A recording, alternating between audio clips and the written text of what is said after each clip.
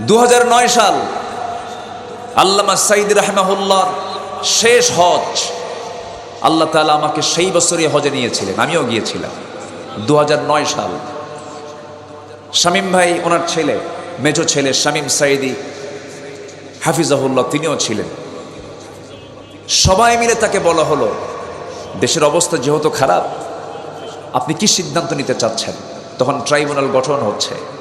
উনি বললেন, বন্দুকের নল তাক করা থাকে, বাতিল শক্তিদের আক্রমণ যে দলের প্রতি বেশি করা হয়, সেই দলটাই হচ্ছে প্রকৃত একমাত্র হক দল, উত্তম দল। আমি মাহফিলের কাছাকাছি চলে গেছি প্রায়। ওসি মহোদয় আমাকে ফোন দিয়ে বলে, হুজুর আপনার আসা যাবে না। কেন? আপনি রাজাকার।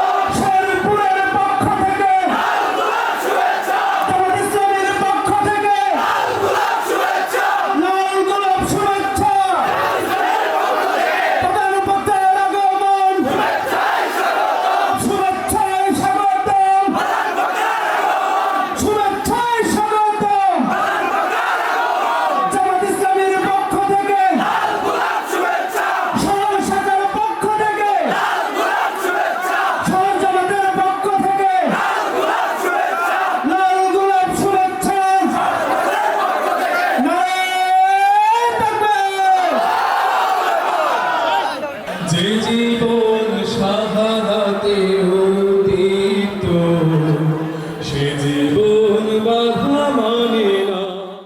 আউযু বিল্লাহি মিনাশ শাইতানির রাজীম। বিসমিল্লাহির রহমানির রহিম।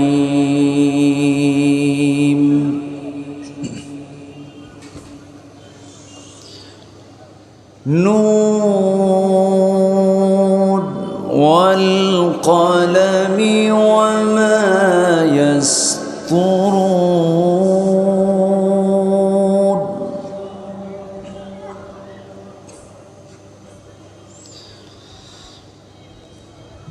ما أنت بنعمة ربك بمجنون.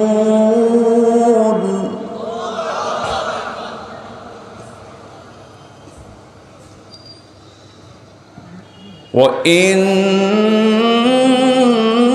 لك لأجرا غير ممنون.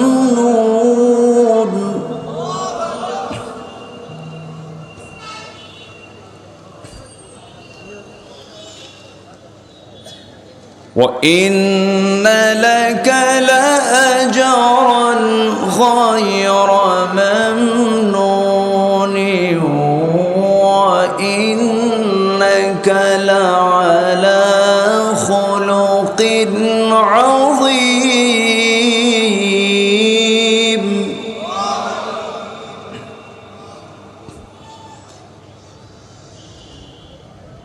فستبصر ويبصرون بأيكم المفتون.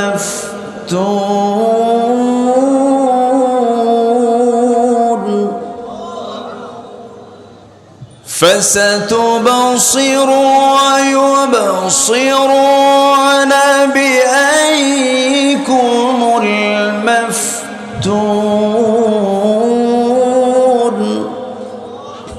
إن ربك هو أعلم بمن ضل عن سبيله وهو أعلم بالمهتدين.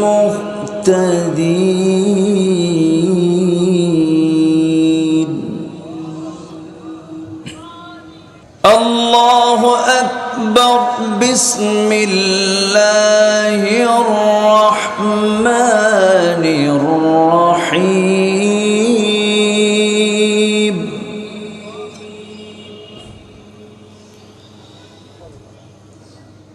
إن الله وملائكته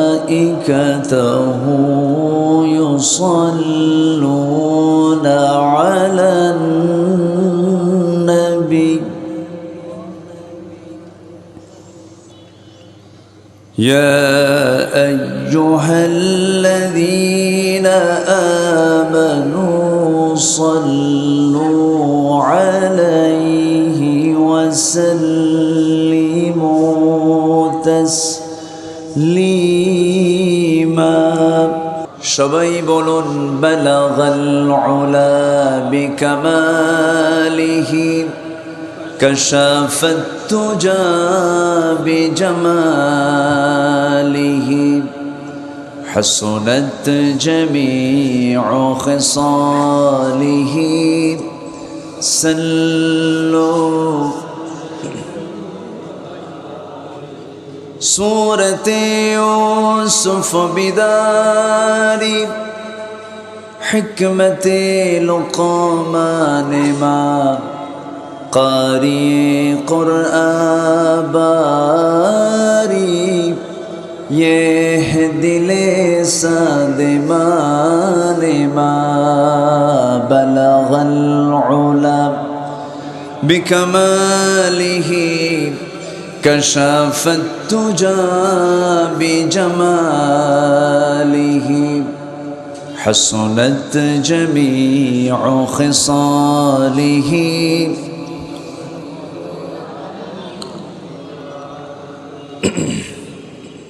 বৃহত্তর মোমেনশাহী অঞ্চলের শেরপুর জেলার পৌর পার্কে অনুষ্ঠিত দারুস সালাম ট্রাস্ট কর্তৃক আয়োজিত সিরাতুন নবী সাল্লাল্লাহু আলাইহি সাল্লাম মাহফিল 2024 14 সেপ্টেম্বরে অনুষ্ঠিত আজকের এই মহতী মাহফিলের সম্মানিত সুযোগ্য সভাপতি, বয়োবৃদ্ধ জ্ঞানবৃদ্ধ খানকায়ে সিদ্দিকিয়া যোগিনী মুনার সম্মানিত পীর সাহেব মুহতারাম মাওলানা আবু রাশেদ মোহাম্মদ বাকির হাফিজাহুল্লাহ, আজকের মাহফিলের বরেণ্য অতিথিবৃন্দ, বিশেষ করে আজকের এই প্রোগ্রামের বরেণ্য প্রধান অতিথি, শহীদি কাফেলা, দুর্জয় কাফেলা, এদেশের সবচাইতে মজলুম একটি সংগঠন, ছাত্র সংগঠন বাংলাদেশ ইসলামী ছাত্র শিবিরের সাবেক কেন্দ্রীয় সভাপতি, ইসলামী আন্দোলনের অকুতভয় সৈনিক, সিপাহ সালার, হাফিজুল কোরআন মাওলানা রশিদুল ইসলাম হাফিজাহুল্লাহ, অতিথি শেরপুর জেলা জামাতের সম্মানিত আমির জনাব মাওলানা হাফিজুর রহমান, আজকের মাহফিলের সম্মানিত মেহমানবৃন্দ, সুশীল সমাজ, বিশেষ করে আজকের মাহফিলের প্রধান আকর্ষণ যাদেরকে নিয়ে আজকের এই সাজানো গোছানো বর্ণাঢ্য আয়োজন, তাওহীদের পতাকাবাহী, কালেমার ঝান্ডাবাহী, দ্বীন ইসলামের নরসারদুল বীর মুজাহিদ, প্রাণ প্রিয় সম্মানিত দ্বীনি ভাইরা, আড়ালে বসে আছেন সম্মানিতা শ্রদ্ধেয়া মা বোনেরা। আলোচনার সূচনায় আনুষ্ঠানিকতার মধ্য দিয়ে আমার পক্ষ থেকে আবারও দিল খোলা সালাম, আসসালামু আলাইকুম ওয়া রাহমাতুল্লাহি তাআলা ওয়া বারাকাতুহু। সালামের জবাব একটু দুর্বল মনে হলো, একটু মেজাজ দিয়ে উত্তর দিলে ভালো হয়। আসসালামু আলাইকুম ওয়া রাহমাতুল্লাহ। সবাই কেমন আছেন? আমারে উল্টা প্রশ্ন করলেন, এ তো ভালোবাসার লক্ষণ। আল্লাহ তাআলা আমাকে আপনার মতোই আপনার কাতারেই রেখেছেন, বলি আলহামদুলিল্লাহ। সম্মানিত ভাইয়েরা, মহান রব্বুল আলামিনের শুকরিয়া। কোরআনের আলোচনা বিগত 15 থেকে 16টি বছর মেট্রোপলিটন, সিটি কর্পোরেশন, টাউন, পৌর এলাকায় বিগত 15-16 বছর বাস্তবায়ন হতে দেয়নি।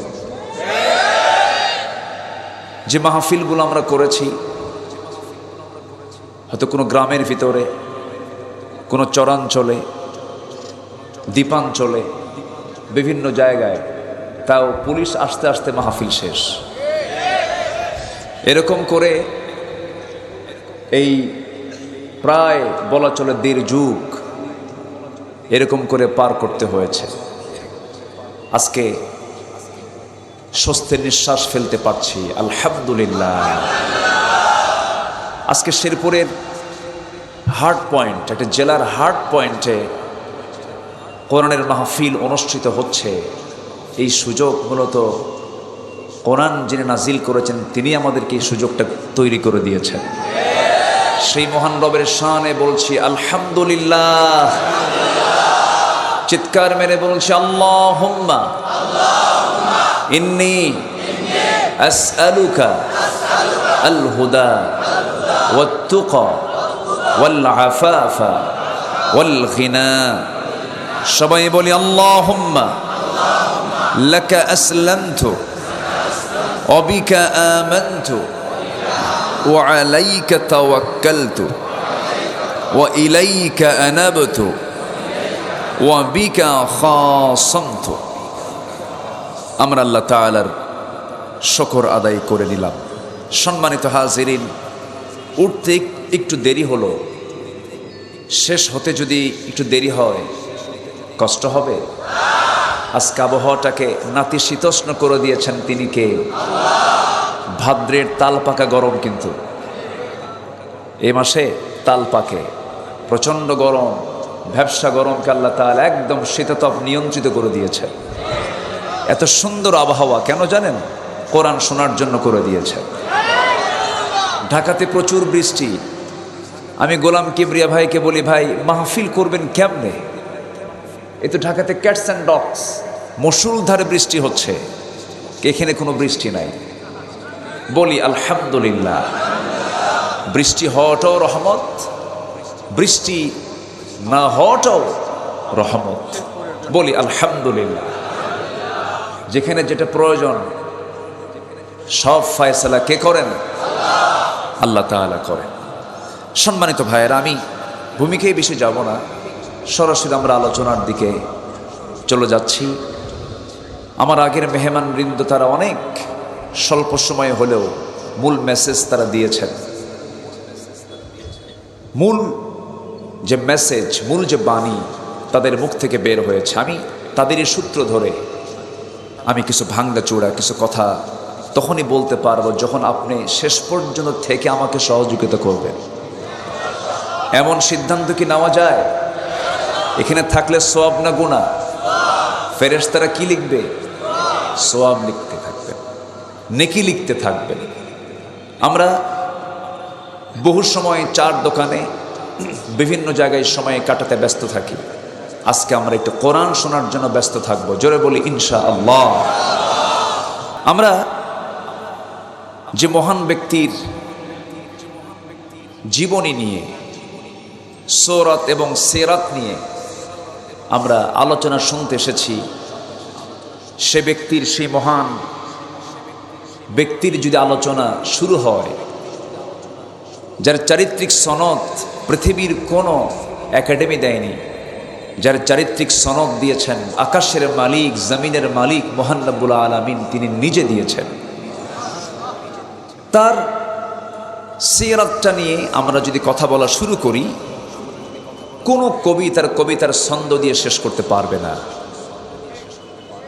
কোনো সাহিত্যিক তার সাহিত্যের রচনা দিয়ে শেষ করতে পারবে না, কোনো শিল্পী তার তুলি দিয়ে আঁকতে আঁকতে তার প্রশংসার কোনো দিক শেষ করতে পারবে না। তিনি হচ্ছেন মহান চরিত্রের তিনি আধার, যার সৃষ্টির মধ্য দিয়ে গোটা বিশ্ব সৃষ্টির পরিকল্পনা। তিনি হচ্ছেন আমার আপনার উত্তম আদর্শের বাস্তব নমুনা, রহমতে আলম রসুল আকরম জনাবে মুহাম্মদুর রাসূলুল্লাহ সাল্লাল্লাহু আলাইহি ওয়াসাল্লাম। সূরাতুল আহজাবের একটা আয়াত দিয়ে এই পোস্টার শুরু করা হয়েছে, লাকাদ কানা লাকুম ফি রাসূলিল্লাহি উসওয়াতুন হাসানাহ। আল্লাহ তাআলা তাকে উত্তম চরিত্রের আধার বানিয়েছেন। তিনি হচ্ছেন আমাদের জন্য মডেল। আমাদের মডেল একজন, তিনি হচ্ছেন মুহাম্মদুর রাসূলুল্লাহ। এক জায়গায় না সব জায়গায়? আসতে বলবেন না, এক জায়গায় না সব জায়গায়? সব জায়গায়। এখানে অনেকের আপত্তি, রাসূলকে ধর্মীয় নেতা মানতে চায়, কিন্তু তিনি যে একজন রাজনৈতিক লিডার ছিলেন,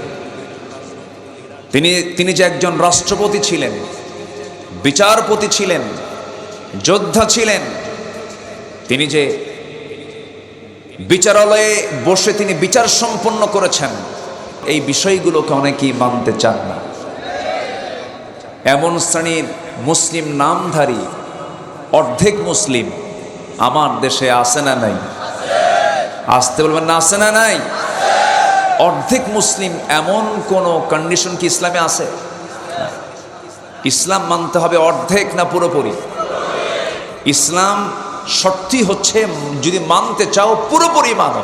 হুকুমটা কার? আল্লাহ তাআলা। সম্মানিত ভাইয়েরা, কোরআনকে পরিপূর্ণরূপে মানতে হবে, রাসূলের পরিপূর্ণ ইত্তেবা করতে হবে, রাসূলকে পৃথিবীর সকল মানুষের ঊর্ধ্বে তাকে স্থান দিতে হবে। এমনও নেতা আমার দেশে আছে যাদের মুখে নবীর নাম আসে না। আসে না নাই? আসতে বলবেন না, আসে না নাই? নবীর নাম আসে না। ওই সমস্ত নেতার নাম আসে যাদের মোষ বড়, দাড়ি নাই। সে মোষটা কি? হাইব্রিড জাতের মোষ, 2-2.5 ইঞ্চি মোটা, ঠিক কিনা? মোষওয়ালা নেতৃত্ব আমরা দেখতে চাই না, আমরা দেখতে চাই রাসূলের সুন্নাহওয়ালা নেতৃত্ব। বেনামাজি নেতৃত্ব আমরা দেখতে চাই না। সম্মানিত ভাইয়েরা, একটু সময় দেন, শেষ ক্লাস তো নেওয়া একটু কঠিন, এবং আমাদের ক্লাসটা নেওয়া আরো কঠিন। কেন জানেন? অবাল বৃদ্ধ বনিতা সকল শ্রেণীর মানুষ মাহফিলে থাকে, ছোট বড়, বুড়া মানুষ, শিক্ষিত অশিক্ষিত, সব ধরনের মানুষ থাকার কারণে আমাদের অনেক কথাগুলোকে সহজ করে বলার চেষ্টা করতে হয়। আমার কথা বুঝতে কষ্ট হচ্ছে না তো কারো? আল্লাহ সবাইকে শোনার তৌফিক দান করুন। সম্মানিত ভাইয়ের, আমি একটা সূরা থেকে তেলাওয়াত দিয়ে শুরু করেছি আমার অভ্যাস অনুযায়ী। সূরাতুল কলম। সূরাতুল কলম, এই যে আমার পকেটে কলম দেখছেন, কলম, ওমা ইয়াসতুরুন, যা দিয়ে লেখা হয়, যা দিয়ে কি লেখা হয়। তাহলে একটা এই সূরার নামটা কি বলেন তো? কলম। তাহলে কলমের দাম আছে না নাই? আচ্ছা, সূরাতুল কলমের প্রথম দিকের আমি কয়েকটা আয়াতে কারীম আমি তেলাওয়াত করেছি। আমি চেষ্টা করব আয়াতগুলোকে সামনে রেখে সংক্ষিপ্ত করে কিছু কথা বলার জন্য। সম্মানিত ভাইয়েরা, আমরা একটি সুন্দর পরিবেশ পেয়েছি। আজ থেকে 1.5 মাস আগেও আমরা চিন্তাও করতে পারিনি এই সুন্দর পরিবেশ সৃষ্টি হয়েছে। এই চেষ্টা কিন্তু শুধু 1-2 দিনের জন্য নয়। এই চেষ্টার পেছনে মেহনত, কিছু ব্যক্তির জীবন দেওয়া, কিছু নির্যাতন নিপীড়ন সহ্য করার ইতিহাস এই জমিনে আছে না নাই?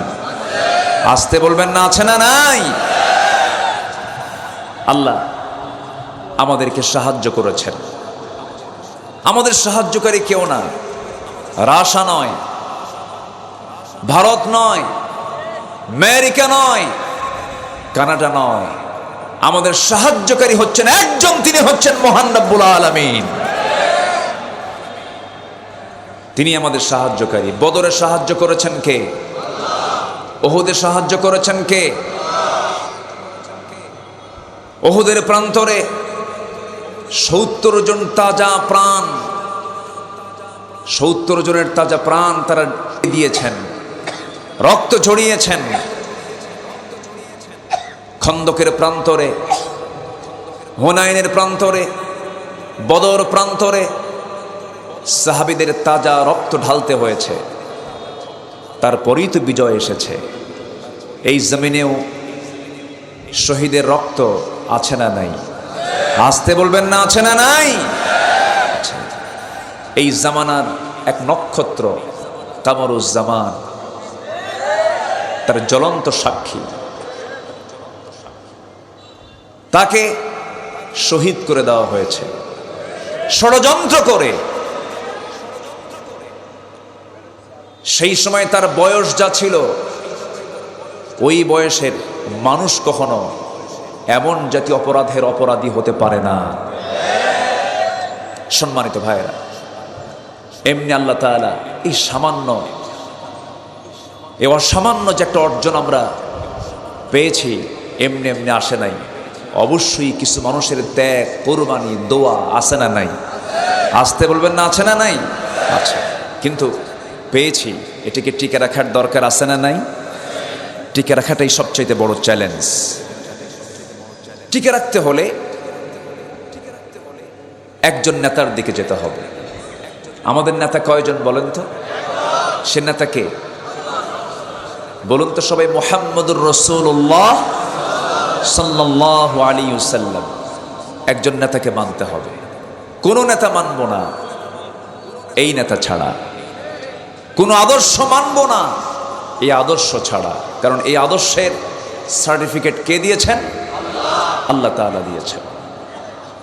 আল্লাহ রাব্বুল আলামিন বলেন, নুন ওয়াল কলামি ওয়া মা ইয়াসতুরুনা মা আনতা বিনি'মাতি রাব্বিকা বিমাজনুন ওয়া ইন্না লাকা লাআজরান গায়রা মামনুন وَإِنَّكَ لَعَلَى خُلُقٍ عَظِيمٍ।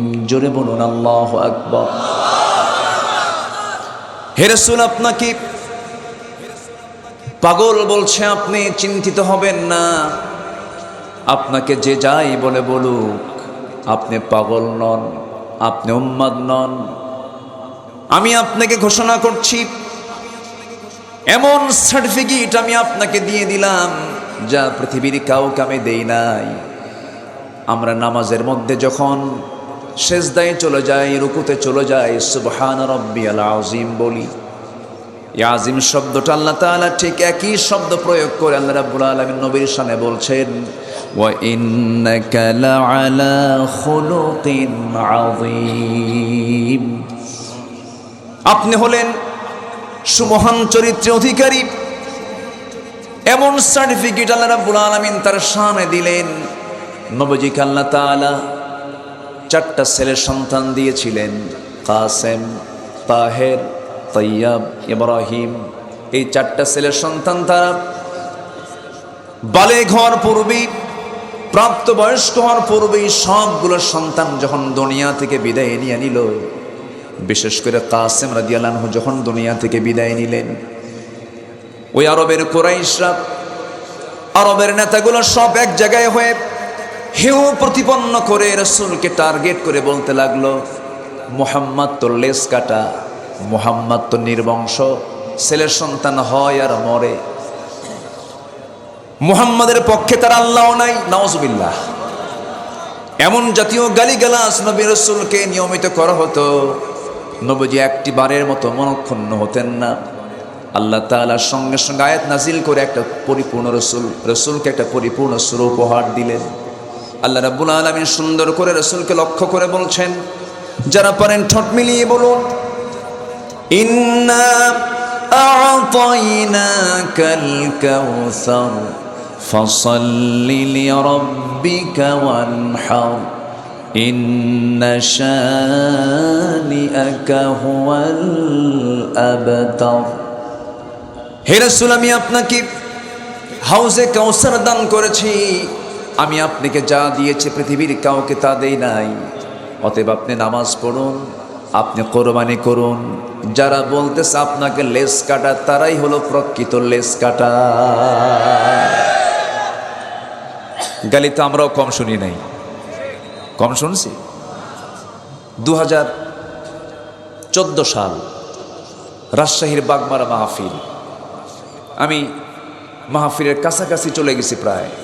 ওসি মহোদয় আমাকে ফোন দিয়ে বলে, হুজুর আপনারা আসা যাবে না কেন? আপনি রাজাকার। তো বললাম, ওসি মহোদয় আপনি কি আমাকে চিনেন? কে নাম শুনছি। কে নাম শুনছেন তো আপনি আমরা দেখছেন না? তো আপনি আমাকে বলছেন না, আপনার ব্যাপারে থানায় রিপোর্ট আসছে, আপনি রাজাকার। তো বললাম, আমার তো 1971 সালে তো জন্ম দূরেই থাকে, আমার মায়েরই তো বিয়ে হয় নাই। তো এই হচ্ছে এই 16 বছরের চিত্র। আয়না ঘর বানিয়েছিল তারা, ঠিক কিনা? বানিয়েছিল। তারা অনেক কিছু করেছিল। তারা এত অপকর্ম করেছে, ঘন্টার পর ঘন্টা বললেও শেষ হবে না। ফেরাউন ছিল পুরাতন ফেরাউন। এরা 16 বছর কায়েম করেছিল নব্য ফেরাউনের নীতি। তারা এখানে বাস্তবায়ন করতে চেয়েছিল। নব্য ফেরাউন সেজেছিল তারা। সম্মানিত ভাইয়েরা, আমার পাশে যিনি বসে আছেন, কম নির্যাতন হয়নি, কম নিপীড়ন হয়নি। সম্মানিত বন্ধুগণ, এদেশের ফকিররাও নিরাপদ ছিল না। থানার কোটা ছিল, থানার কোটা, যে এতগুলো আসামি মামলা দিতেই হবে। লোক আর খুঁজে পায় না, রাস্তার ফকিরে নিয়ে এসে মামলা দিয়ে দিচ্ছে। এরকম রেকর্ড আছে না? নয়? সম্মানিত ভাইয়েরা, মামলা বেশি হওয়া ভালো না না হওয়া ভালো? আমার নবীজির ইন্তেকালের পর খায়রুল কুরুনি করনি সুম্মাল্লাযীনা ইয়ালুনাহুম, আমার নবীজির ইন্তেকালের পর প্রথম খলিফা কে হয়েছিলেন? খলিফা মোট কয়জন? প্রথম খলিফা আবু বকর সিদ্দিক রাদিয়াল্লাহু তাআলা আনহু। তার খেলাফত আমলে মদিনার গভর্নরের দায়িত্ব পালন করেছেন ওমর ফারুক রাদিয়াল্লাহু তাআলা আনহু। তিনি 2টা বছর গভর্নরের দায়িত্ব পালন করলেন, বিচারপতির দায়িত্ব পালন করলেন। 24 মাস তার ডিউটি যখন শেষ হলো, যেদিন তার ডিউটি শেষ, অফিস থেকে ফেরার পথে আফসোস করে বলছেন, 24টা মাস বিচারপতির আসনে বসে থাকলাম, অফিস করলাম, কিন্তু একটা মামলার রায় দিতে পারলাম না, মানে মামলাই নাই। যেরকম সুবহানাল্লাহ। তাহলে কল্যাণ রাষ্ট্রের বৈশিষ্ট্য হলো সেই রাষ্ট্রে কোনো মামলা থাকবে না। বিগত 16 বছর যে মামলা হয়েছে, 50 বছরে তো মামলা হয় নাই, ঠিক কিনা?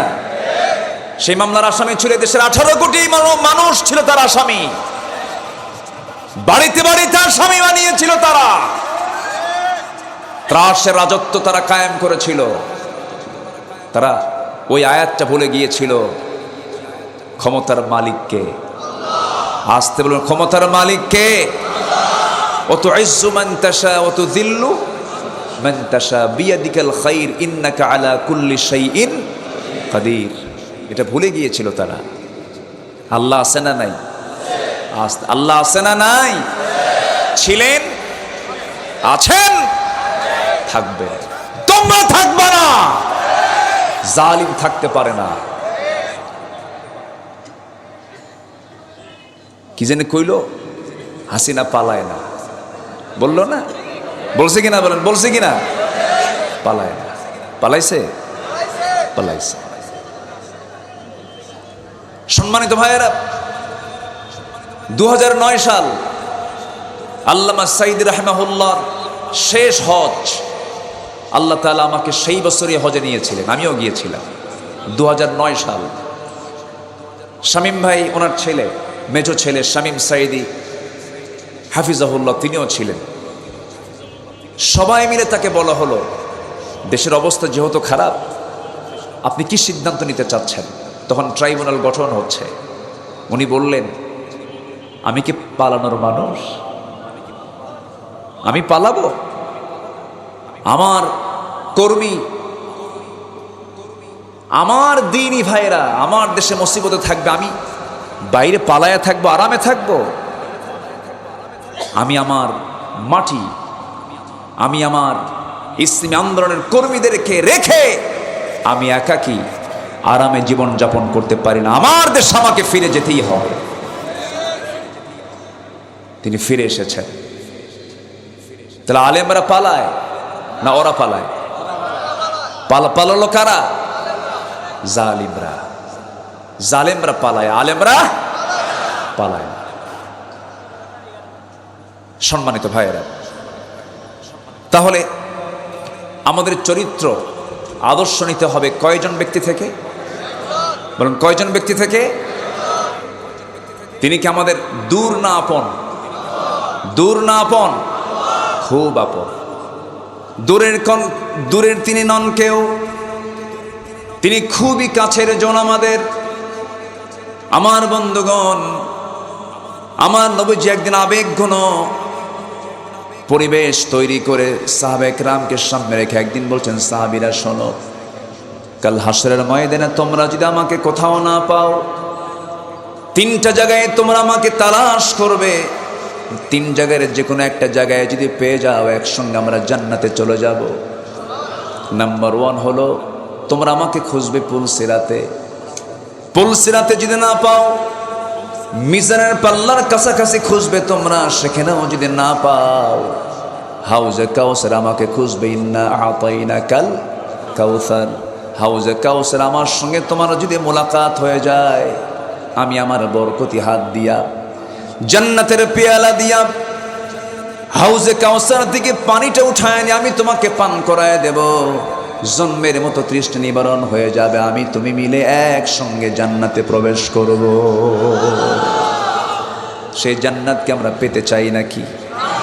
সবাইকে জান্নাত পেতে চাই? আমাদের মূল টার্গেট হলো জান্নাত। আল্লাহ রাব্বুল আলামিন বান্দাকে সুন্দর করে ডাক দিয়ে বলছেন, ইয়া আইয়াতুহান নাফসুল মুতমাইন্নাতু ইরজিই ইলা রাব্বিকি রাদিয়াতাম মারদিয়াহ ফাদখুলি ফি ইবাদি ওয়াদখুলি জান্নাতি। আমার বান্দা হয়ে যাও, আমার অনুগত বান্দা হয়ে যাও, আমার হুকুমকে মেনে চলো, আমার আইন কানুনকে মেনে চলো, আমার পদ্ধতিগুলোকে মেনে চলো, আমার জান্নাতে প্রবেশ করো। জান্নাত তো তোমার জন্য আমি বানিয়েছি বান্দা। যখন কোনো বান্দা আল্লাহর দিকে 1 হাত আগায়, আল্লাহ তার দিকে 10 হাত আগান। বান্দা যদি আল্লাহর দিকে 1 পা বাড়ায় দেয়, আল্লাহ ওই বান্দার দিকে 10 পা বাড়ায় দেন। যখন কোনো বান্দা আল্লাহর দিকে হেঁটে হেঁটে আসে, আল্লাহ বলেন, বান্দা আমি তোর দিকে দৌড়ায় দৌড়ায় আসি।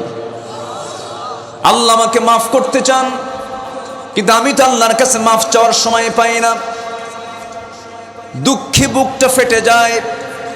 আজান হয়ে যায় ফজরের মুসল্লি খুঁজে পাওয়া যায় না। আমি কি মিথ্যা বলছি নাকি? ফজর নামাজ আর জোহরের নামাজ, আসরের নামাজ মুনাফিকরাও পড়ে। মুনাফিকরা জোহর নামাজ পড়তে পারে, আসর নামাজ পড়তে পারে, মাগরিব পড়তে পারে, কিন্তু মুনাফিকরা কখনো ফজর এবং এশার নামাজ পড়তে পারে না। তাহলে মুনাফিকের তালিকা থেকে নিজের নামকে মুছে ফেলার জন্য স্পেশালি কোন নামাজের দিকে বেশি খেয়াল রাখা দরকার? বলেন কোন নামাজের দিকে? ফজর। ফজরের মুসল্লি হলো আসল মুসল্লি। আজকে আমার দেশে মসজিদ বেশি না মুসল্লি বেশি? বলেন, মসজিদ বেশি না মুসল্লি বেশি? মসজিদ পাকা না ইমান পাকা? ইমান কাঁচা। দখল করতে করতে এই 16 বছর মসজিদ কমিটিও দখল করছিল, ঠিক কি না? মসজিদ কমিটি সভাপতি সেক্রেটারি হয়েছিল কারা? যারা গাঁজা খায়, যারা সুদ খায়। ওই সুদখোর গাঁজাখোরগুলো কমিটি পর্যন্ত দখল করেছিল মসজিদে। সম্মানিত ভাইয়েরা, এই মাহফিল, এই সমস্ত মাহফিলের পোস্টারে নেতার নাম না দিলে মাহফিল বন্ধ, ঠিক কি না? তাহলে পোস্টারও দখল।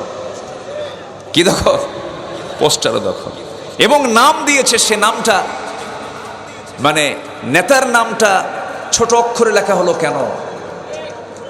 আমার নামটা আগে কেন দেওয়া হলো না? এটাকে পুঁজি করে মামলা পর্যন্ত হয়েছে। কত বড় জালিম ছিল এরা।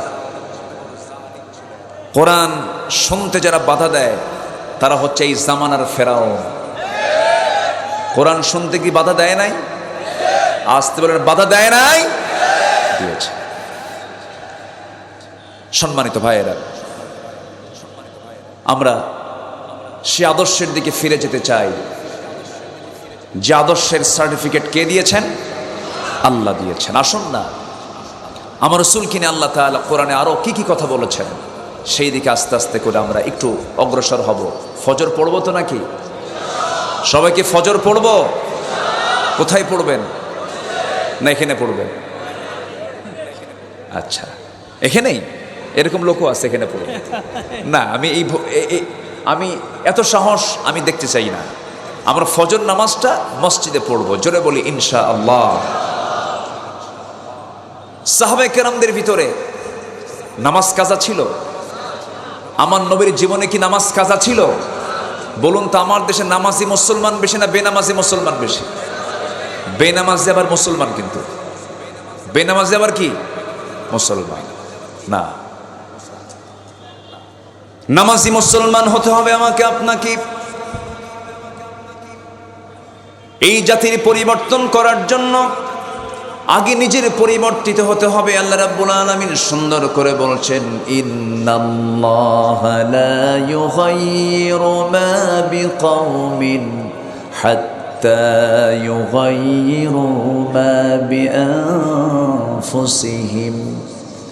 আল্লাহ রাব্বুল আলামিন সেই জাতির কখনো পরিবর্তন করেন না যতক্ষণ না সেই নিজে পরিবর্তিত না হয়। এই জন্য নিজের জীবনের পরিবর্তন আনতে হবে। বেনামাজি নামাজি হয়ে যাব, সুদ খাইছে খাবো না, চুরি করেছে চুরি করব না, ডাকাতি করেছে আর ডাকাতি করব না, জেনা করেছে আর জীবনে জেনা করব না, মানুষকে ঠকাইছে আর জীবনে ঠকাবো না, এতিমের মাল নিয়েছি এতিমকে ফেরত দিয়ে দেব, ঘুষের কারবার করেছে আর ঘুষের কারবার করব না, মিথ্যা সাক্ষী দিয়েছে আর মিথ্যা সাক্ষী দেব না। এমন করে যদি কোনো বান্দা তওবা করে ফিরে আসে, আল্লাহ রাব্বুল আলামিন তাকে সব কালো তালিকা থেকে নামটা মুছে দিয়ে জান্নাতের তালিকায় তার নামটা তুলে দিবে। অপরাধ করলে পরে এই দুনিয়ার কোনো থানায় যদি কোন অপরাধীর নাম যদি একবার উঠে যায় কালো তালিকায়, ভালো হওয়ার পর মৃত্যু তার নামটা কালো তালিকায় থেকে যায়। কিন্তু যদি কোনো বান্দা যদি তওবা করে আল্লাহর পথে ফিরে আসে, আল্লাহ রাব্বুল আলামিন জাহান্নামের তালিকা থেকে ওই বান্দার নামের তালিকাটা জান্নাতের তালিকায় দিয়ে দেন। জোরে বলে সুবহানাল্লাহ। তওবার কত গুরুত্ব দেখেন। আল্লাহ রাব্বুল আলামিন তওবা নামে একটা সূরা পর্যন্ত নাযিল করেছেন। আল্লাহ রাব্বুল আলামিন এক জায়গায় হুকুম পর্যন্ত দিচ্ছেন, ইয়া আইয়ুহাল্লাযীনা আমানু তুবু ইলাল্লাহি তাওবাতান নাসুহা। হে ঈমানদারেরা, তোমরা তওবার মতো তওবা করো। তওবা করার হুকুমটা দিয়েছেন কে? আল্লাহ দিয়েছেন। দুনিয়ার দল করেছি আর দুনিয়ার দল করব না, দল করব কার? আস্তে আস্তে কয়, দল করব কার? ইসলাম ছাড়া কোন দল করলে তার ঈমান থাকবে না। কমিউনিজমকে বিশ্বাস করলে, সোশিয়ালিজমকে বিশ্বাস করলে, ন্যাশনালিজমকে বিশ্বাস করলে, ক্যাপিটালিজমকে বিশ্বাস করলে, পৃথিবীর মানব রচিত 70 থেকে 80টি মানব রচিত মতবাদ আছে, তার একটা মতবাদকে বিশ্বাস করা মাত্রই তার ঈমান বাজেয়াপ্ত হয়ে যাবে। এদেশে ইসলামী দল ছাড়া আরো অনিসলামী দল আছে না নাই? সেই অনিসলামী দলের নেতার নামের আগেও কিন্তু মোহাম্মদ লাগানো আছে, আছে না নাই? মুজাহিদুল ইসলাম আছে না? নাম হলো মুজাহিদুল ইসলাম, সে হচ্ছে কমিউনিস্ট পার্টির নেতা। নাম রাখছে কি? মুজাহিদুল ইসলাম। ইসলামের মুজাহিদ নাম, দল করে কমিউনিস্ট। সম্মানিত ভাইয়েরা, এই বিষয়টা ক্লিয়ার করা দরকার। যদি আমাকে কেউ প্রশ্ন করে যে হুজুর কোরআন এবং হাদিসের আলোকে একটু বলেন, ইসলামী দল ছাড়া যদি কেউ অন্য কোনো দল করে, কোনো ব্যক্তি যদি অনিসলামী কোনো দল করে, মানব রচিত আইনে বিশ্বাসী হয়ে যদি কোনো দল করে দুনিয়া থেকে বিদায় হয়, সে কি ঈমান নিয়ে বিদায় হতে পারবে? আসতে বলেন, পারবে? আমার দেশে অনিসলামী দল করার লোক আমার দেশে কম না বেশি? আসতে বলবেন না, কম না বেশি? আমি তাদেরকে সুদার্থ আহ্বান জানাবো। একটা বিষয় মাথায় রাখবেন, ইয়াউমা নাদউ কুল্লা উনাসিম বিইমামিহিম। কিয়ামতের দিন প্রত্যেক নেতা তার কর্মী সহ, প্রত্যেক কর্মী তার নেতা সহ হাজির হবে আল্লাহর আদালতে। অতএব নেতা নির্বাচন করতে গিয়ে মোসলা নেতৃত্বকে বাদ দিতে হবে, বেনামাজি নেতৃত্বকে বাদ দিতে হবে। যুবকরা, সেই নেতৃত্বের মুখে জুতা মারো যে নেতা তোমার হাতে মদের বোতল তুলে দেয়। ওই সমস্ত নেতৃত্বকে মানা যাবে? সম্মানিত ভাইয়েরা, সম্মানিত বন্ধুগণ, দল করব কার দল? আসতে বলবেন না, কার দল? আরো জোরে, কার দল? আমার দেশে ইসলামী দল একটা না আরো আছে? একটা দুইটা নয়, আরো বহু আছে ইসলামী দল। তবে গুড, বেটার, বেস্ট একটা কথা আছে, কিন্তু ভালো, তার চেয়ে ভালো, তার চেয়ে ভালো আছে না নাই বলেন তো? ইমাম ইবনে তাইমিয়া তিনি তার এক মন্তব্যে বলেছেন, এবং যুগে যুগে বড় বড় মনীষীদের মুখ থেকে এই কথাটাই বেশি বের হয়েছে, যে দলের প্রতি বাতিল শক্তির বন্দুকের নল তাক করা থাকে, বাতিল শক্তির দ্বারা আক্রমণ যে দলের প্রতি বেশি করা হয়, সেই দলটাই হচ্ছে প্রকৃত একমাত্র হক দল, উত্তম দল। সবাই বুঝে নেন, এই দেশে বেস্ট ইসলামী দল কাকে বলে, কার নাম, এটা বুঝে নেন। এতে কোনো সন্দেহ নেই, যে দলের শহীদের কাতার লম্বা, সেই দলই একমাত্র হতে পারে দেশের সবচাইতে ইসলামী শ্রেষ্ঠ দল হতে পারে সেই দলটাই, যে দলের নাম হচ্ছে বাংলাদেশ জামাত ইসলামী। তবে হ্যাঁ, দুনিয়ার তৈরি করো কোন আইনকে বাদ দিয়ে আপনি যদি কোনো ইসলামী দলকে যদি পছন্দ মনে করে যে কোনো একটা ইসলামী দলও করেন, এতে কোনো বাধা নেই। তবুও আপনার কাছে আমাদের জোর একটি দাবি, জোর একটি অনুরোধ, দুনিয়ার কোনো তৈরি করা দল করে দুনিয়া থেকে বিদায় নিবেন না। মৃত্যু হবে জাহালিয়াতের মৃত্যু। সবার কি মনে থাকবে কথাগুলো? সবার কি মনে থাকবে? আল্লাহ সবাইকে আমল করার তৌফিক দান করুন। জোরে বলি আল্লাহুম্মা আমিন। সম্মানিত ভাইয়েরা, আমার নবীজির চরিত্র কেমন ছিল, আমার নবীজির সিরাতটা কেমন ছিল, আল্লাহ রাব্বুল আলামিন নিজে তার সার্টিফিকেট দিয়েছেন। তাকে আল্লাহ তাআলা নির্বাচিত করেছেন। দাওয়াত দিতে হবে কেমন, রাসূলকে আল্লাহ তাআলা অর্ডার দিয়েছেন কেমন করে দাওয়াত দিতে হবে। কোরআনের আলোকে আল্লাহ তাআলা রাসূলকে মডেল বানিয়ে বিভিন্ন জায়গায় রাসূলকে ইঙ্গিত করেছেন। যেরকম একটা জায়গায় আল্লাহ তাআলা রাসূলকে অর্ডার দিচ্ছেন দাওয়াতটা কেমন করে দিতে হবে।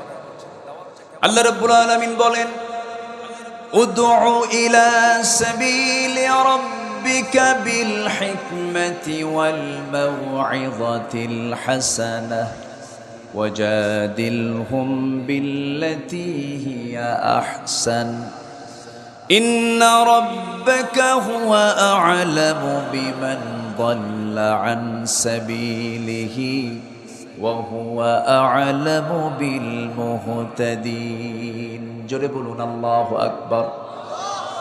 হে রাসূল, আপনি যখন দাওয়াতের কাজ করতে যাবেন প্রজ্ঞার সাথে হিকমতের সাথে আপনি দাওয়াতি কাজ করবেন। হিকমত মানে অনেকে ভুল বোঝেন, হিকমত মানে বুঝেন হলো সত্যকে আড়াল করে কথা বলা, কৌশল করে কথা বলা, তার মানে এটা নয়। অর্থাৎ সত্যকে উপস্থাপন করতে গিয়ে যত প্রজ্ঞার প্রয়োজন সকল প্রজ্ঞাকে সামনে রেখে দাওয়াতি কাজ করা। আমার বন্ধুগণ, আল্লাহ রাব্বুল আলামিন রাসূলকে আবার বলছেন আপনি উত্তম নসিহতের মধ্য দিয়ে আপনি মানুষকে দাওয়াতি কাজ করবেন, তর্কে জড়াবেন না। নাম্বার 2 হলো আমার নবীজির আরেকটা গুণ ছিল, আল্লাহ রাব্বুল আলামিন তাকে ভীতু বানান নাই, তাকে সাহসী করে পৃথিবীতে পাঠিয়েছেন। রাসূল কি ভীতু ছিলেন না সাহসী ছিলেন? ভীতু না সাহসী? সাহসী ছিলেন। তিনি কি ভয় পেয়েছেন কখনো? ইমানদারের ভয় পাওয়া কি জায়েজ আছে? ইমানদার ভয় পাবে শুধু একজনকে, তিনি কে? ইমানদার আল্লাহকে ভয় পাবে। আমার নবীজি চুল পরিমাণ কখনো ভয় পান নাই, চুল পরিমাণ সত্য থেকে কখনো তিনি বিচ্যুত হন নাই। আল্লাহ রাব্বুল আলামিন তাকে অর্ডার দিচ্ছেন ফাসদা বিমা তু'মার ওয়া আ'রিদ আনিল মুশরিকিন। জোরে বলুন আল্লাহু আকবার। হে রাসূল, আপনি প্রকাশ্যে শোনায় দেন মুশরিকদেরকে আপনি পরোয়া করবেন না, কাউকে আপনি পরোয়া করবেন না, সবাইকে আপনি স্পষ্ট করে আমার দ্বীনের দাওয়াতটা পৌঁছিয়ে দেন। আমার নবীর ধৈর্য কম ছিল না, বেশি ছিল? বেশি ছিল। নাম্বার 3, দ্বীনি দাওয়াতের সফলতার জন্য বড় একটা গুণগত দিক হলো ধৈর্যশীলতার পরিচয় বহন করা।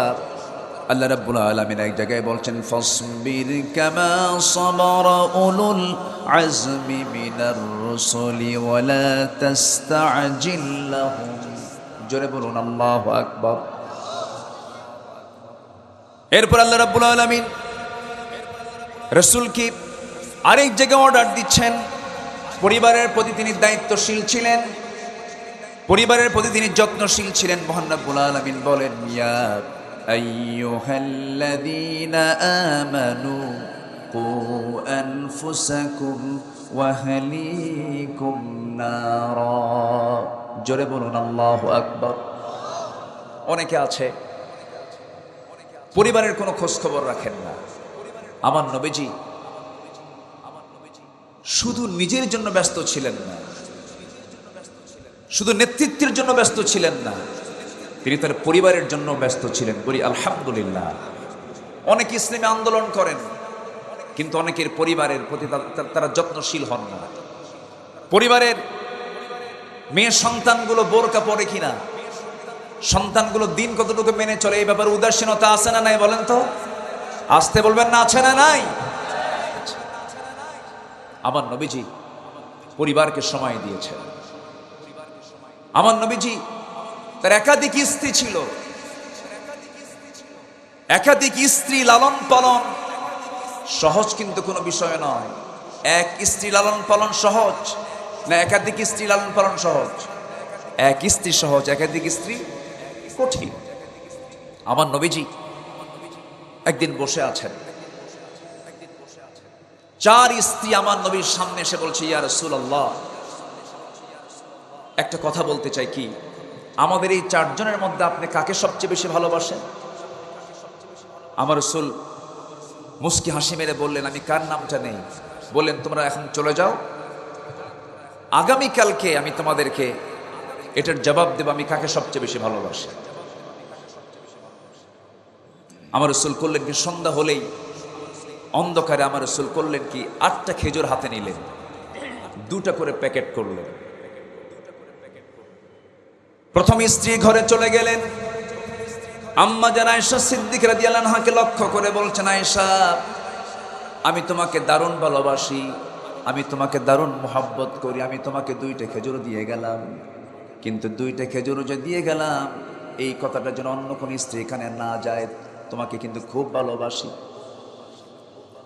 দ্বিতীয় স্ত্রী ঘরে গিয়ে এই কথাটাই বললেন, তৃতীয় স্ত্রীর ঘরে গিয়ে এই কথাটাই বললেন, চতুর্থ স্ত্রী ঘরে গিয়ে এই কথাটাই বললেন। চলে আসলেন পরের দিন সকালবেলা বুক ভরা আশা নিয়ে, 4 স্ত্রী হাসি খুশি চেহারা নিয়ে নবীর সামনে চলে আসছে। সবাই তো ভাবতেছে রাসূল মনে হয় আজকে আমার নামটাই বলবে। 4 জন একসঙ্গে এসে বলছে, ইয়া রাসূলুল্লাহ, আপনি বলতে চেয়েছিলেন আপনি কাকে সবচাইতে বেশি ভালোবাসেন? আমার নবীজি মুস্কি হাসি মেরে বললেন, আমার স্ত্রীরা, আমি তাকেই সবচাইতে বেশি ভালোবাসি যাকে গত রাত্রিতে লুকায় লুকায় 2টা খেজুর দিয়ে আসছে। জোরে কোন সুবহানাল্লাহ, জোরে বলি সুবহানাল্লাহ। কি চরিত্র ছিল তার! ফাতিমা রাদিয়াল্লাহু আনহা তার মেয়ে ছিলেন, বিয়ে দিয়ে বাপ মেয়েকে ভুলে যায়, এমন বাপ আছে না নাই? আসতে বলবেন না, আছে না নাই? রাসূল 3 দিন পার হতে দিতেন না, মেয়েটাকে বিয়ে দিয়ে দূরেও থাকতে দেননি, পাশে রেখেছেন। 3 দিন যেত না, তার আগেই আমার নবীজি ফাতিমাকে দেখে চলে আসতেন। আমার নবীজি 3 দিন যেতে পারেন নাই। চতুর্থ দিন একদিন গেলেন, গিয়ে দেখেন আমার নবীর মেয়ে ফাতিমার চক্ষুটা গর্তের মধ্যে চলে গেছে। রাসূল বলছেন, ফাতিমা, তোমার পেটটা, তোমার চোখটা গর্তের মধ্যে চলে গেছে, শুকায় গেছো কেন? কি হয়েছে তোমার? আন্নাহা জাইআতুন মুনযু 3 আইয়াম। আপনার কলিজার টুকরা মেয়ে ফাতিমা আজকে 3টা দিন যাবত অনাহারে আছে, 3টা দিন যাবত না খেয়ে আছে। আমার রাসূল বলছেন, ফাতিমা, অভিযোগ দিচ্ছ কেন? তুমি যার সামনে দাঁড়িয়ে দাঁড়িয়ে অভিযোগ দিচ্ছ তোমার পিতা আজকে 4টা দিন যাবত না খাওয়া, তোমার আব্বা আজকে 4 দিন যাবত খায় না। ও আমার কলিজার টুকরা মেয়ে ফাতিমা, দেখো তো, আমি তো লক্ষ্য করে দেখছি আমার কলিজার টুকরা নাতি 2টা নাই। আমার হাসান হোসেন কোথায় গেছে? আব্বা তারাও না খাওয়া, তাদের পেটেও কোনো খাবার যায় নাই। আমার নবীজি কাজের সন্ধানে বের হয়েছেন, সেই কাজটা পেলেন। সেই কাজটা হলো কূপ থেকে পানি তুলতে হবে। কূপ থেকে পানি তুললেন, একটা করে বালতি পানি তুলবেন, একটা করে খেজুর দেওয়া হবে। 9ম বালতির পানি তুলতে গেলেন, দড়িটা ছিঁড়ে বালতি কূপের মধ্যে পড়ে গেল। আমার নবীজি আর পানি তুলতে পারলেন না। ইহুদি বুঝতে না পেরে আমার নবীজির গাল বরাবর হাতটা নিয়ে চপেটাঘাত করলো। নবীজি মুখ থুবড়ে পড়ে গেলেন। আমার নবীজি মুস্কি হাসি মেরে দাঁড়ায় গেলেন। দাঁড়িয়ে গিয়ে বলছেন, ইহুদি, আমি যে 8টা বালতির পানি তুলেছি, 8টা বালতির পানি তোলার জন্য 8টা খেজুর তুমি আমারে দিয়ে দাও। কলিজার টুকরা হাসান হোসেন না খাওয়া, তাদের মুখে কিছু খাবার তুলে দিতে হবে। আমার রাসূল নিজে বলেছেন, কোন স্বামী যদি কোনো স্ত্রীর জন্য খাবার তুলে দেয়, খাবার তুলে দেওয়াটাও সাদগা। রাসূল পরিবারকে সময় দিয়েছেন, বুক উঁচু করে বলেছেন, ও আমার স্ত্রীরা শোনো, আমার সন্তানরা শোনো, তোমাদের সঙ্গে আমি যে আচরণগুলো করি, স্ত্রী তোমরা বিশেষভাবে শুনে নাও। রাতের আধারে তোমাদের সঙ্গে আমি যে আচরণগুলো করি, সাহাবীরা তোমরা শুনে নাও, তোমাদের সঙ্গে আমি সারাটা দিন যে আচরণগুলো করি, দিন রাত 24 ঘন্টার সমস্ত কর্মকাণ্ড গোটা জাতির সামনে তোমরা প্রচার করে দাও। জোরে কান সুবহানাল্লাহ। কি চরিত্র আল্লাহ তাআলা রাসূলকে উপহার দিয়েছিলেন। আমার দেশের কিছু নেতা আছে, ডাবল স্ট্যান্ডার্ড নীতি অবলম্বন করে, হজে যায় আবার তাসের আসরে বসে। আসতে বলবেন না, আছে না নাই? হজে যায় আবার নাইট ক্লাবে যায়। নির্বাচন যখন চলে আসে, মসমসা পাঞ্জাবি, আতর 4-5টা লাগায়া, ঘাড়ে একটা হাসি রুমাল লাগায়া, এক আসরের নামাজ 4-5 বার পড়ে। আছে কিনা বলো? যেখানে ভোট চাওয়া দরকার সেখানে আগে যায় নামাজ ফালায়। ভাই ভোট চাইতে আসছে, একটু ভোটটা দিও, আমি তো বুজুর্গ মানুষ, আছে কিনা বলেন? আসতে বলবেন না, আছে না নাই? দিনের আলোতে তাদের সূরত একরকম হয়, রাতের আধারে তাদের আসল চরিত্র প্রকাশ পেয়ে যায়। নাইট ক্লাবে, বোট ক্লাবে, তাসের আসরে, মদের আসরে আলেম ওলামাকে পাবেন না। মদের আসর, তাসের আসরে তাদের কি পাবেন? যারা মদের আইন, তাসের আইন যারা পাশ করেছে, তাদের কি পাবে? আমার নবীজি যে সমাজের নেতাদের চোখের সামনে বড় হয়েছিলেন, সে নেতাগুলো মদ্যপ ছিল, জেনাকার ছিল। আমার রাসূল যখন বললেন মদ চলবে না, জেনা চলবে না, তখন রাসূলের বিরুদ্ধে ষড়যন্ত্র শুরু হয়েছিল। ঠিক তেমনি আজকের সমাজেও যখন আমরা এই জাতীয় কথা বলি, তখন আমাদের বিরুদ্ধে হাজারো ষড়যন্ত্র করা হচ্ছিল এই দীর্ঘ 16টি বছর ধরে। আমরা স্বস্তি নিঃশ্বাস পাচ্ছি এখন। আমাদের মূল দায়িত্ব হচ্ছে একটাই, সেটা হলো কোনো আইন মানি না আল্লাহর আইন ছাড়া।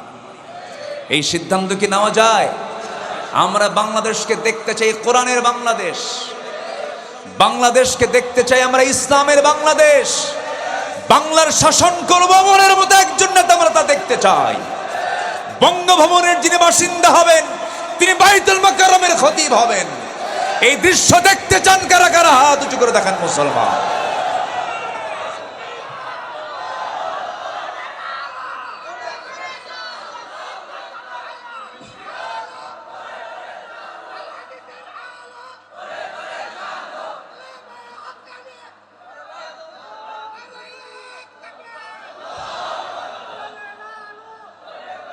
আল্লাহ তুমি সবার হাতকে কবুল করো, জোরে বলি আমিন, আরো জোরে আমিন। সম্মানিত ভাইয়েরা, নাম্বার 6, আমার নবীর আমানতদারিতা ছিল 16 আনা। আমার নবীকে মক্কার কুরাইশরা সম্মান করেছিল না বের করে দিয়েছিল? বলেন তো। আমার রাসূলকে মক্কার কুরাইশরা, কাফের মুশরিকরা সম্মান করেছিল না বের করে দিয়েছিল? বের করে দিয়েছিল। যে লোকেরা রাসূলকে বের করে দেয়, আর সেই লোকদের সম্পদ নবীর কাছে আমানত ছিল, ব্যাংক স্বরূপ রেখেছিল, রাসূল সেই সম্পদগুলোকে তাদের হাতে ফেরত দিয়া তিনি মক্কা থেকে মদিনায় এসেছিলেন। বলেন আল্লাহু আকবার। আমরা ইতিহাসগুলো অনেকে জানি না, উল্টাভাবে আমাদের সামনে উপস্থাপন করা হয়। আমার নবী যে রাতে মক্কা থেকে মদিনায় হিজরত করলেন, আমার নবীর বিছানায় রেখে গেছেন কাকে? বলেন কাকে? আলীকে। কেন? এই ব্যাখ্যাটা অনেকে দেন না। কেন তাকে রাখা হলো? কেন তাকে নিয়ে আসলেন না? তার কারণ হলো, আমার রাসূল যখন মক্কা থেকে মদিনায় হিজরতের সিদ্ধান্ত নিলেন, আল্লাহ তাআলা তাকে অর্ডার দিলেন। আমার নবীজি আড়াল করে আসতেছেন, লুকায়ে লুকায়ে আসতেছেন, কিন্তু ওই কাফির মুশরিকদের, মক্কার বাসিন্দাদের কিছু সম্পদ আমার নবীর কাছে নিরাপত্তার স্বার্থে তারা জমা রেখেছিল। রাসূলকে তারা গালি দিয়েছে একভাবে, কিন্তু রাসূলকে তারা কখনো মিথ্যুক বলেনি। তাদের রাসূলকে তারা বলেছে আল আমিন, আস-সাদিক, আমানতদার, বিশ্বস্ত মুহাম্মদ। আল্লাহু আকবার বলে। যেমন আজকেও বলে, অনেকেই বলে এরা ইসলামী দল করে, লোকগুলো ভালো, গাঁজা খায় না, মদ খায় না। দোষ একটাই, ইসলামী দল। আছে কিনা বলেন? আছে কিনা? আজকেও কিন্তু এর জাতীয় কথা বলে। আমার নবীজি রাতের আধারে আলীকে আস্তে করে ডাক দিয়ে বলছেন আলী, আমি তো চলে যাচ্ছি, আমি যে আল আমিন, আমি যে আস-সাদিক, আমি যে আমানতদার, আমি যে সত্যবাদী, এটা তো নষ্ট হয়ে যাবে। এই অর্জন আমার অবশ্যই আমার রক্ষা করতে হবে। আলী তোমাকে একটা দায়িত্ব দিচ্ছে, কি? খাতা নাও, কলম নাই, এই যে অমক এই টাকাটা পাবে, অমক আমার কাছে এটা রাখছে, এগুলো তোমার হাতে দিয়ে গেলাম।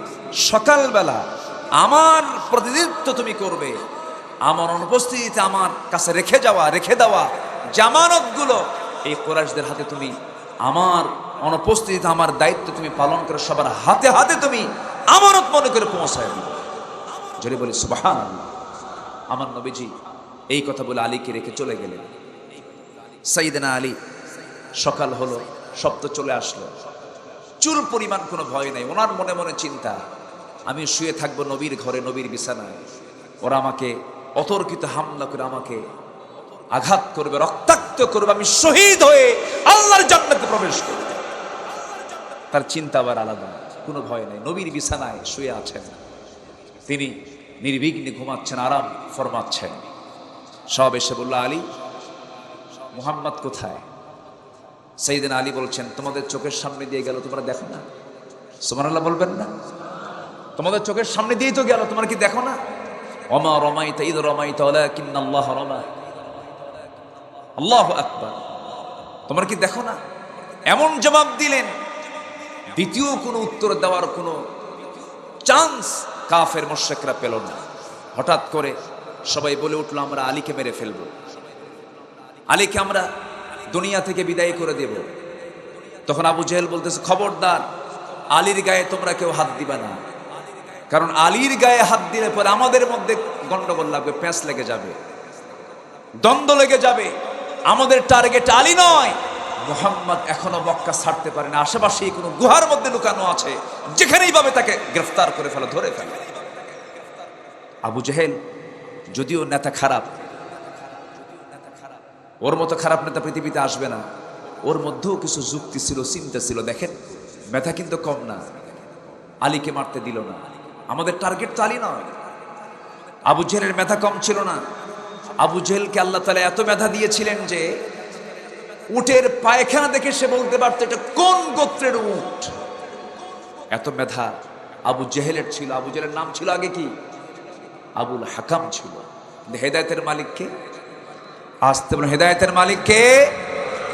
রাসূল যে হিজরত করলেন, মক্কার কুরাইশদের সম্পদগুলো তিনি কি নিয়ে চলে গেছেন না ফেরত দিয়ে গেছেন? আমানতগুলো ফেরত দিয়েছেন। কি চরিত্র আল্লাহ তাআলা রাসূলকে উপহার দিয়েছেন। আল্লাহ রাব্বুল আলামিন রাসূলকে জানিয়ে দিচ্ছেন, সূরা নিসার 58 নম্বর আয়াত, আল্লাহ রাব্বুল আলামিন বলেন, ইন্নাল্লাহা ইয়া'মুরুকুম আন তু'আদ্দুল আমানাতি ইলা আহলিহা ওয়া ইযা হাকামতুম বাইনান নাসি আন তাহকুমু বিল আদল ইন্নাল্লাহা নি'মা ইয়া'iদুকুম বিহি।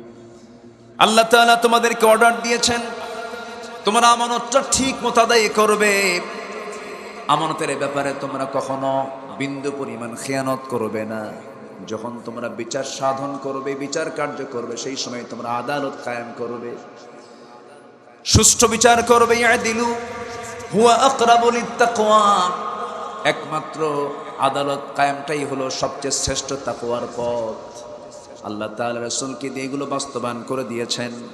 আমার নবী এতিমদের ব্যাপারে, অসহায়দের ব্যাপারে, প্রতিবেশীর ব্যাপারে খুব আন্তরিক ছিলেন। আল্লাহ রাব্বুল আলামিন তাকে অর্ডার দিচ্ছেন, ওয়া'বুদুল্লাহ ওয়ালা তুশরিকু বিহি শাইআন ওয়া বিল ওয়ালিদাইনি ইহসানান ওয়া বিযিল কুরবা ওয়াল ইয়াতামা ওয়াল মাসাকিন ওয়াল জারি যিল কুরবা। জোরে বলুন আল্লাহু আকবার। সূরা নিসা আয়াত নাম্বার 36। আল্লাহ রাব্বুল আলামিন অর্ডার দিচ্ছেন, আল্লাহর ইবাদত ছাড়া কারো ইবাদত করো না, তার সঙ্গে শিরিক করো না, পিতামাতার হক আদায় করো। এরপর আল্লাহ রাব্বুল আলামিন এতিমদের ব্যাপারে বলেছেন, মিসকিনদের ব্যাপারে বলেছেন। আমার নবীজির এমন স্বভাব ছিল, কোন শিশু যদি নবীর পাশে দাঁড়িয়ে যেত, রাসূলকে দেখে শিশুর খেলা বন্ধ হয়ে যেত। জোরে বলি সুবহানাল্লাহ। কোন বিধবা বিপদে পড়েছে, নবীর পাশে দাঁড়িয়েছেন, নবীজি তার ফয়সালা করে দিতেন। কোন অসহায় ব্যক্তি তার পাশে দাঁড়িয়েছে, রাসূল তার ফয়সালা করে দিতেন। আমার নবীজি মাজলুমদের পক্ষে দাঁড়িয়েছেন, অসহায়দের পক্ষে দাঁড়িয়েছেন। আমার নবীজি নবুয়ত যখন আসে নাই, নবুয়ত প্রাপ্তি যখন হয় নাই, 15 বছর বয়স, সেই সময় থেকে তার দিলটা পেরেশান থাকতো, সমাজের চিন্তা তিনি করতেন। হালফুল ফুজুল গঠন করেছিলেন। এতিমদের পাশে তিনি দাঁড়িয়েছিলেন, বিধবার পাশে তিনি দাঁড়িয়েছিলেন। যেদিন তিনি নবুয়ত পান, জাবালে নূর থেকে যখন সূরা আলাক নিয়ে কোরআন নিয়ে যখন বাড়িতে ফিরলেন, বাড়িতে ফেরার সঙ্গে সঙ্গে স্ত্রীর সামনে গিয়ে বলছেন, জাম্মিলুনি জাম্মিলুনি ইয়া খাদিজা, খাদিজা তুমি আমাকে বস্ত্র আচ্ছাদন করে দাও। লাকাদ খাশিতু আলা নাফসি, আমি আমার নিজের জীবনের শঙ্কিত না বুঝে আমি মরে যাব। এবার আম্মাজান খাদিজা রাদিয়াল্লাহু আনহা রাসূলকে লক্ষ্য করে বলছেন, ইয়া রাসূলুল্লাহ, হে আমার স্বামী, আপনি এমন করে বলছেন কেন? কি হয়েছে? কেন আমি মনে হয় মরে যাব, আমি আমার জীবনের শঙ্কিত। আম্মাজান খাদিজা বলছেন, আমার স্বামী আপনার কি হয়েছে বলুন তো। ও খাদিজা, 5টা বছর আমি ধ্যানমগ্ন থাকলাম, আমি তোমাকে একটা প্রস্তাব দিতে চাই। কি প্রস্তাব বলুন? এবার বলছে খাদিজা, 15 বছর ধরে তোমার সঙ্গে আমার পরিচয় হলো, আমি স্বামী তুমি আমার স্ত্রী। আজকে একটা নতুন পরিচয় দিতে চাই, সেটা হলো আল্লাহ তাআলা আমার কাছে একটা কিতাব নাজিল করেছেন, আল্লাহর কালাম কোরআন।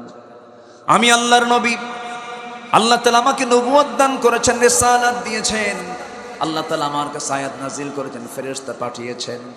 আম্মাজান খাদিজার চক্ষু অশ্রুপূর্ণ হয়ে গেল, কাঁদতে কাঁদতে বলছেন, আমার স্বামী গো, 15 বছর ধরে আমি আপনার সঙ্গে দাম্পত্যময় জীবন কাটালাম, একটা দিন যার মুখ থেকে অযাচিত কোনো কথা বলতে দেখলাম না, যার মুখ থেকে অযাচিত কোনো কথা বের হতে দেখলাম না, একটা মিথ্যা কথা বের হতে দেখলাম না, অতিরঞ্জিত অপ্রয়োজনীয় অপ্রাসঙ্গিক কোন একটা কথা যার মুখ থেকে কোনোদিন মুখ ফসকে বের হলো না।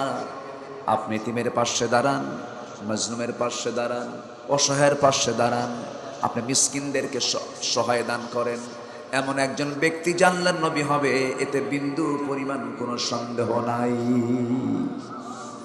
আপনি আমাকে আর দেরি করাবেন না, এই যে আমি হাত লাগায় দিলাম, আমার স্বামী আপনি আমাকে পড়ায় দেন, আশহাদু আল্লা ইলাহা ইল্লাল্লাহু ওয়াহদাহু লা শারীকা লাহু ওয়া আশহাদু আন্না মুহাম্মাদান আবদুহু ওয়া রাসূলুহু। হেদায়েতের মালিককে, আসতে বলবেন, হেদায়েতের মালিককে। ইসলামে প্রথম মুসলিম হয়েছে পুরুষ না নারী? বলেন বলেন বলেন বলেন। ইসলামের জন্য প্রথম শহীদ হয়েছে মুসলিম না নারী? বলেন বলেন বলেন। কাবা শরীফের ভেতরের প্রথম বাসিন্দা হয়েছেন পুরুষ না নারী? নারী। নারীদের অবদান ইসলামে আছে না নাই? একজন মানুষ বাইরের মানুষের কাছে ভালো হতে পারে, ঘরের মানুষ বউয়ের কাছে কিন্তু ভালো হওয়া এত সস্তা না। সবার কাছে বুজুর্গ হওয়া যায়, বউয়ের কাছে বুজুর্গ হওয়া কিন্তু খুব কঠিন। চেয়ারম্যানগিরি করা যায়, বউয়ের কাছে চেয়ারম্যানগিরি কিন্তু সহজ না। বেশি কথা বলতে নিবেন, জানি তুমি কিরকম ভালো মানুষ। আমি কি ভুল বলতেছি? আমার নবীজি তার চারিত্রিক সৌন্দর্য দিয়ে তিনি তার পরিবারকে মুগ্ধ করতে পেরেছেন। আল্লাহু আকবার বলেন।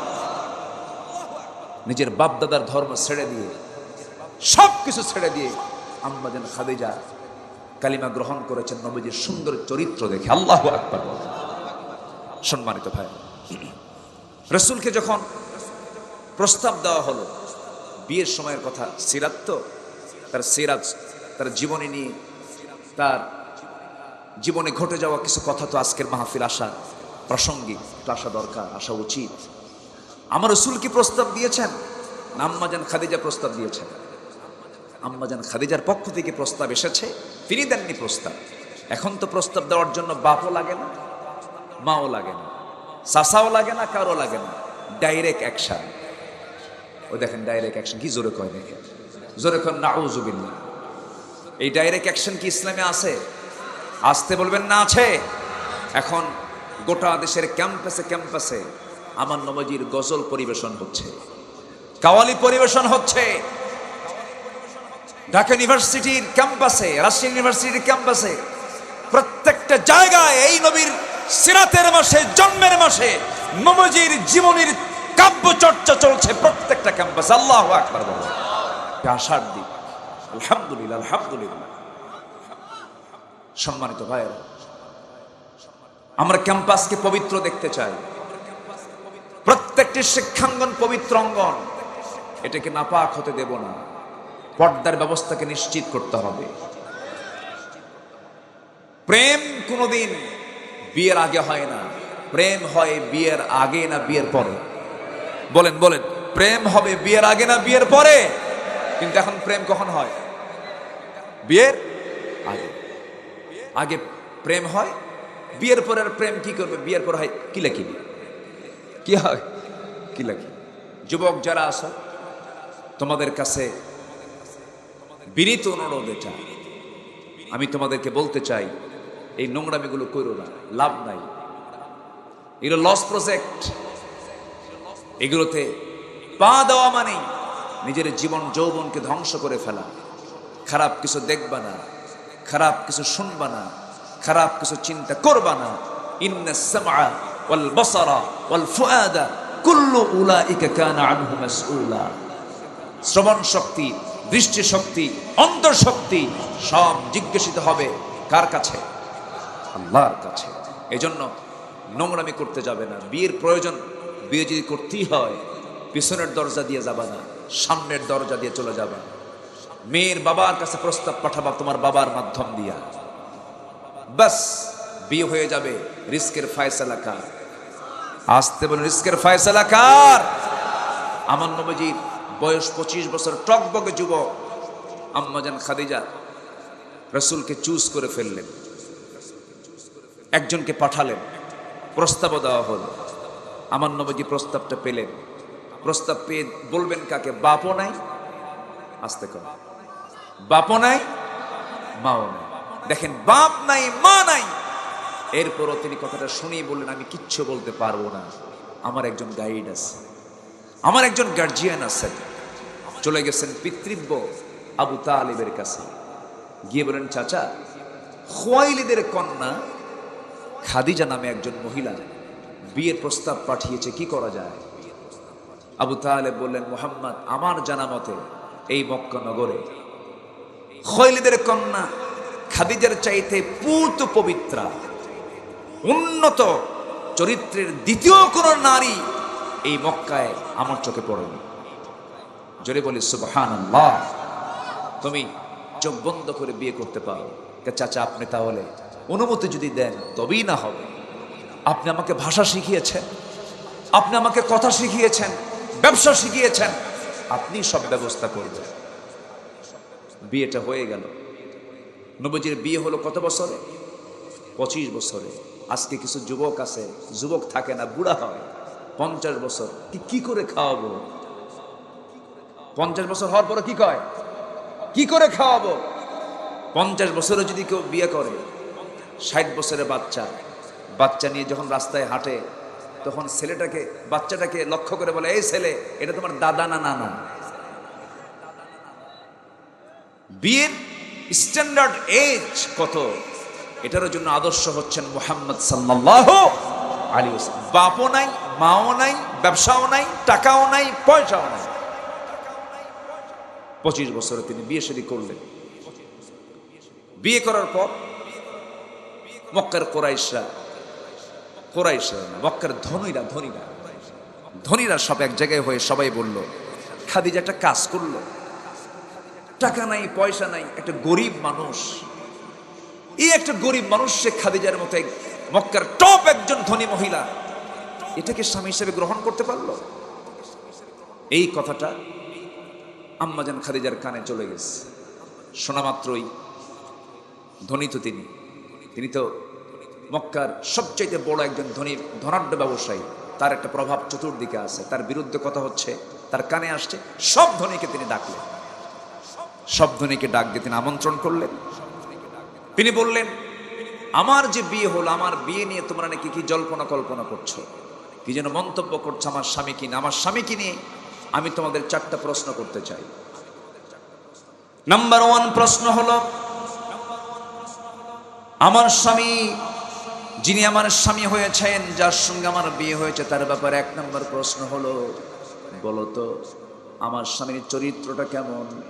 সবাই বলল, এই মক্কা নগরে যত যুবক দেখেছি, যত চরিত্রবান যুবক দেখেছি, এর চাইতে ভালো মানুষ আমরা দেখি নাই, যার মুখে একটা মিথ্যা কথা নাই, আমরা তাকে আল আমিন বলি। নাম্বার 2 হলো, সূরাতের কথা বলি এখন। সিরাত তো তোমরা বললে, এখন আমি বলবো আমার স্বামীর সূরতটা কেমন। সবাই বলে ফেললো এই মক্কা নগরে, শুধু নয় এই জীবনে আমরা যত মানুষ আমাদের চোখের সামনে দেখেছি, মুহাম্মদ বিন আব্দুল্লাহর চাইতে সুন্দর সুশ্রী যুবক আমাদের চোখে দ্বিতীয়টা পড়ে নাই। এবার আম্মাজান খাদিজা বলছেন, ও মক্কার কুরাইশ শোনো। নাম্বার 3 প্রশ্ন হলো, আমার স্বামী, আমি যাকে স্বামী হিসেবে গ্রহণ করেছি তার বংশ বুনিয়াদ কেমন?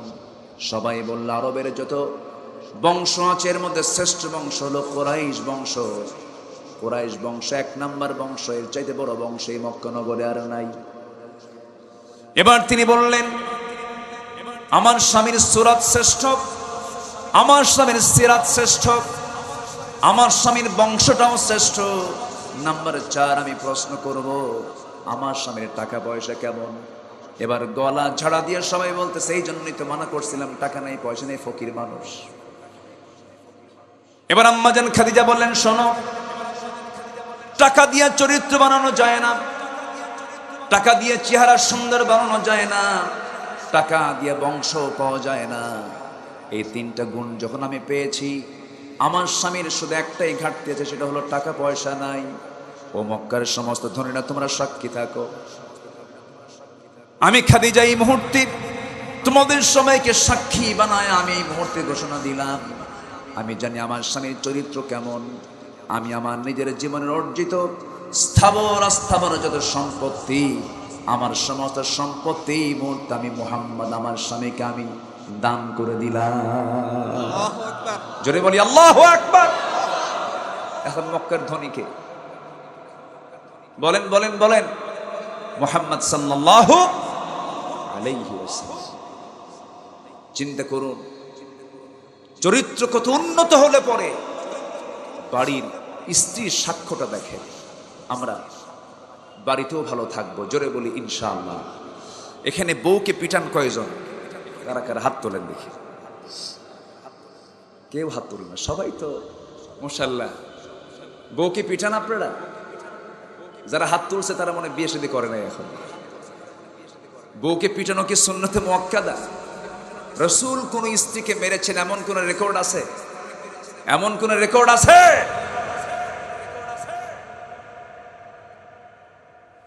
স্বামী মালয়েশিয়া থাকে, বউ দেশে থাকে, মোবাইলে গালিগালাজ, অকথ্য ভাষায় গালিগালাজ, শেষ পর্যন্ত লাস্ট প্রান্তিক শব্দ বলে ফেলে, তালাক দিয়ে ফেলে। তালাক টালাক দিয়ে আমাদের কাছে ফোন দেয়, হুজুর কাম তো সারছে, কি 100 তালাক দিছে। কত তালাক দিছে বলেন তো? 100 তালাক। হুজুর সাথে আরেকটা তালাক মারছে, আরেকজনরা কে? আমার শাশুড়িও তালাক দিছে। শাশুড়ি কি তালাক হয়? হুজুর রাগটা ওনার উপরই বেশি, এই জন্য ওনারও তালাক দিছে। বলেন, বিশ্ব নবীজির সুন্নাহ কি এমন ছিল? নবীজির সুন্নাহ কি এমন ছিল? সূরা তাহরিম পড়লে তার ধৈর্য কেমন ছিল স্পষ্ট হয়ে যাবে। লিমা তুহাররিমা মা আহাল্লাল্লাহু লাক। সম্মানিত ভাইয়েরা, দেখতে দেখতে ঘড়ির কাঁটা চূড়ান্ত সংখ্যায় পৌঁছে যাচ্ছে, প্রায় 12টার কাছে।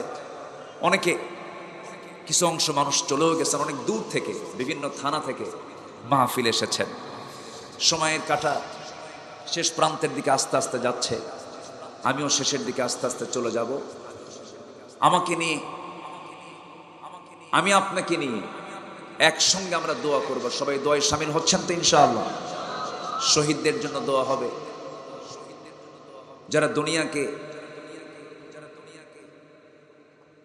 দুনিয়ার বুকে ইসলামকে বিজয়ী করার জন্য, দুনিয়া থেকে জুলুমকে নিশ্চিহ্ন করার জন্য নিজের বুকের তাজা প্রাণ পর্যন্ত ঢেলে দিয়েছেন, তাদের জন্য কি আমাদের দোয়া করার দরকার আছে না? আসতে বলবেন না, আছে না নাই? আল্লাহ তুমি শহীদ কামরুজ্জামানের এই ধন্য, তার জন্ম এলাকায় হয়েছে, এলাকাবাসী ধন্য আমি মনে করি।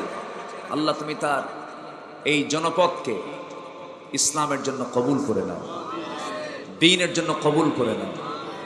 আমার রাশেদ ভাই হাফেজ রশিদুল ইসলাম, আপনারা ধন্য। এমন একজন, কি বলবো আমি, এমন কোনো গুণ নাই। কোরআনের যিনি হাফেজ, এর চাইতে বড় গুণ আর কি হতে পারে?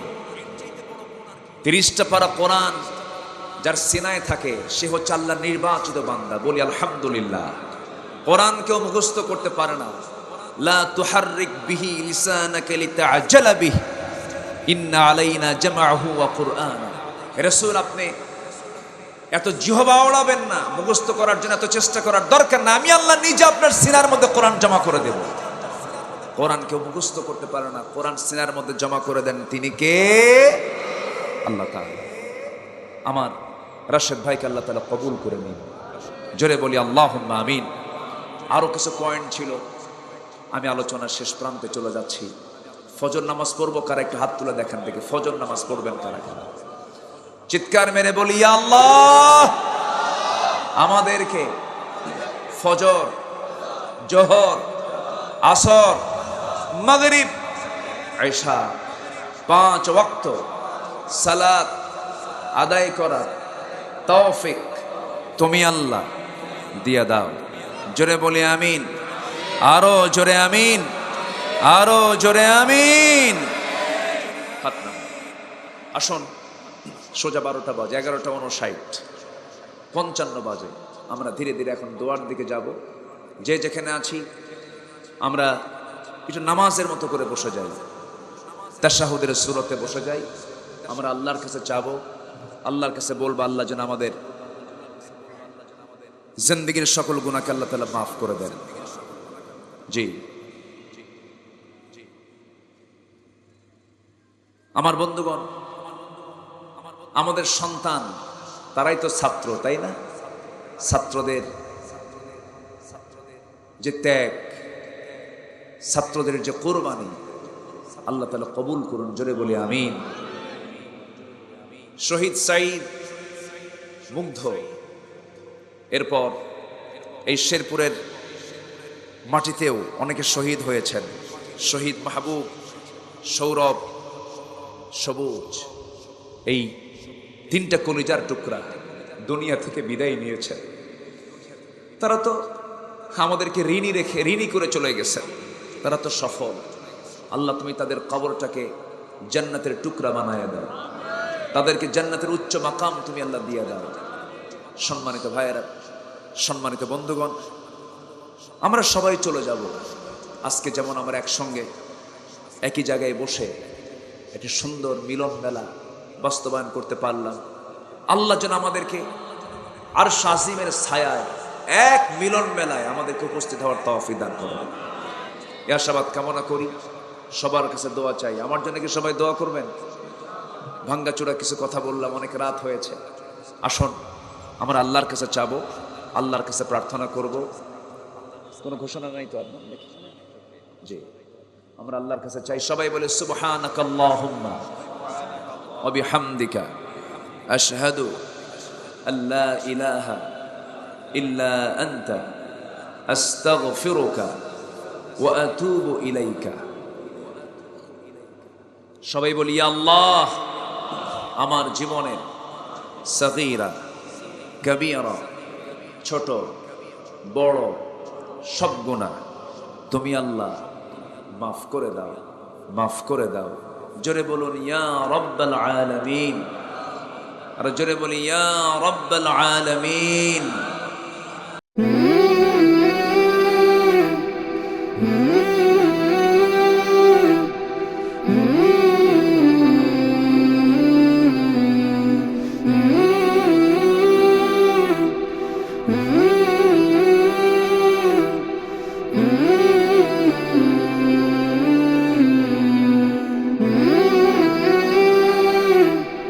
Mm-hmm.